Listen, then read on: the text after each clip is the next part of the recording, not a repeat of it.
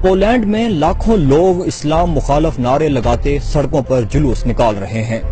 ان کا نعرہ ہے پولینڈ صرف پولستانیوں کا ہے اور مسلمان مہاجر ہوں یا مسافر ان کا وجود پولینڈ میں برداشت نہیں کیا جائے گا۔ اس سے پہلے بھی یورپ اور امریکہ میں قدامت پسند عیسائی اور یہودی جماعتیں لاکھوں کے مجمع کے ساتھ جلسے جلوس کرتی رہی ہیں۔ جرمنی میں ہونے والے ایک جلسے میں مقرر کی تقریر سنیے۔ They want to stick to themselves, they don't mingle, they create areas where they try to implement their Sharia laws and their Islamic beliefs. یہ وہ بیانیہ ہے جسے سالوں سے مغربی میڈیا اور سیاستدان فروغ دے رہے ہیں۔ موجودہ امریکی صدر ڈونلڈ ٹرمپ اور ان کے سابقہ دفاعی مشیر جنرل مائیکل فلن کے اسلام کے بارے میں خیالات اس بیانیے سے کہیں زیادہ شدت پسندانہ ہیں جنہیں یہ لوگ دہشت گرد کہتے ہیں۔ We are also taking strong measures to protect our nation from radical Islamic terrorism.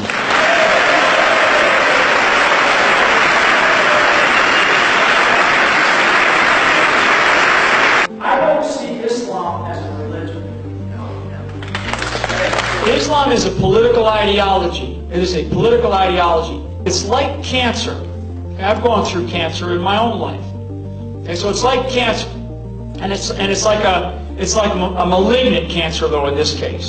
مغرب کی اسلام دشمنی کسی سے ڈھکی چھپی نہیں اور مغربی ممالک اپنی افواج کے ساتھ مسلمانوں کے خلاف برسر پیکار بھی ہیں، بھلے اسے دہشت گردی کے خلاف جنگ کہا جائے یا شدت پسندی کے خلاف۔ حقیقت یہی ہے کہ یہ جنگ اسلام کے خلاف ہے اور یورپی شدت پسندوں کے مطابق ہر وہ شخص واجب القتل ہے جو مسلمان ہے، بھلے عورت ہو یا مرد، بچہ ہو یا بوڑھا۔ بات یہاں رکتی نہیں، یہ جنگ صرف جغرافیائی، سفارتی یا فوجی نہیں، نظریاتی بھی ہے۔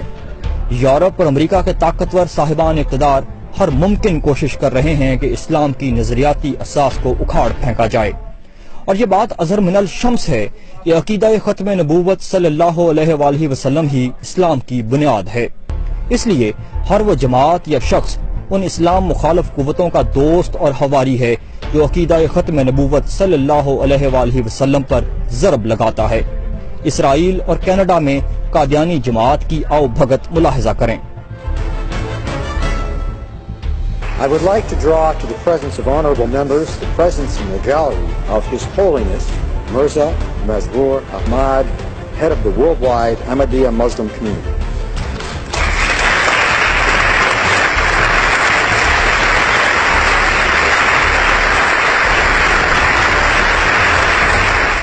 Muhammad Sharif, the head of the Ahmadiyya Muslim community. We want to thank you. Yes, we want to thank you. You help our community in India. Thank you very much. You are very close to Ahmadiyya. Yes, we know that you help. Thank you. You make history in India. Great. Thank you very much. بات آؤ بھگت یا زبانی حمایت تک رکتی تو بھی خیر تھی۔ انہی باطل قوتوں کی شہ پر قادیانی جماعت کے رہنما مرزا طاہر نے ریاست پاکستان اور آئین پاکستان کے خلاف جو گفتگو کی وہ بادی النظر میں ریاست اور آئین کے خلاف اعلان جنگ سے کسی طور کم نہیں۔ کہ اگر یہ آئین جس کا میں ذکر کر رہا ہوں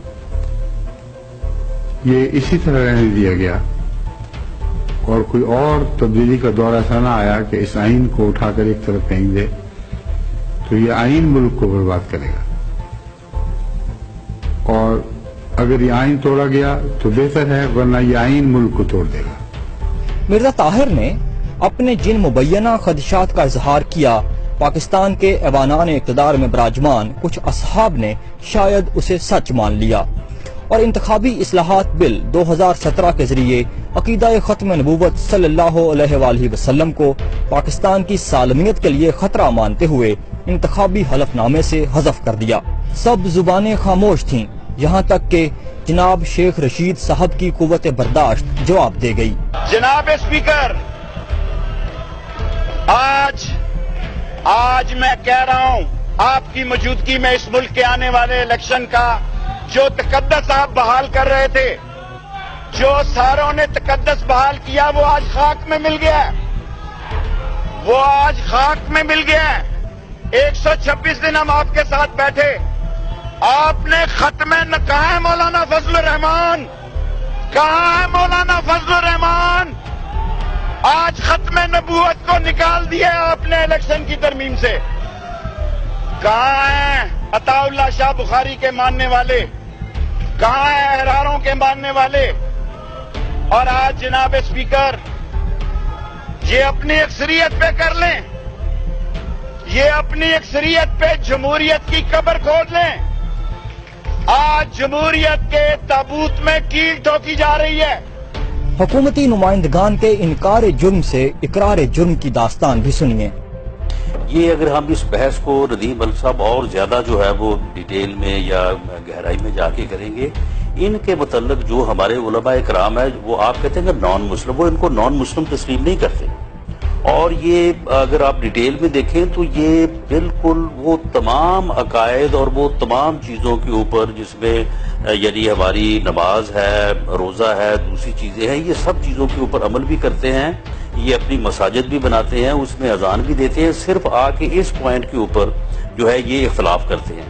اور جن قوتوں کو یہ اندازہ تھا کہ پارلیمنٹ میں اس پر ہنگامہ ہوگا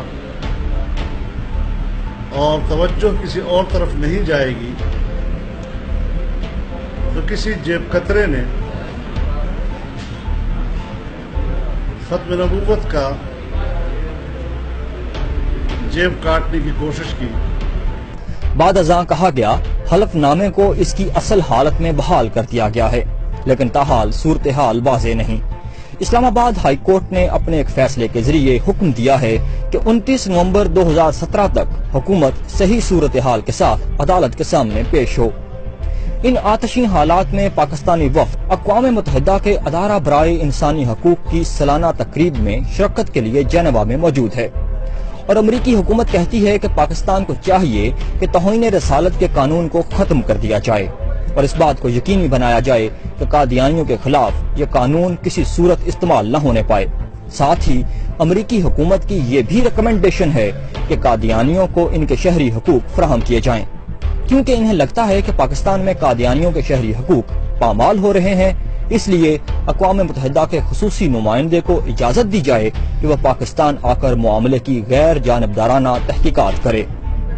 ایک طرف عالم اسلام پر مسلط کردہ جنگ ہے تو دوسری طرف یورپی اور امریکی عوام کے دلوں میں بھڑکتی اسلام مخالف نفرت، جس کی صدیوں سے آبیاری کی جا رہی ہے. جلتی پر تیل پاکستانی حکمرانوں کی کوششیں ہیں اپنے آقاؤں کو رجھانے کی. آج کے حرف راز کا سوال ہے کہ کیا حلف نامے کی عبارت بدلنا ایک قومی سازش تھی یا عالمی؟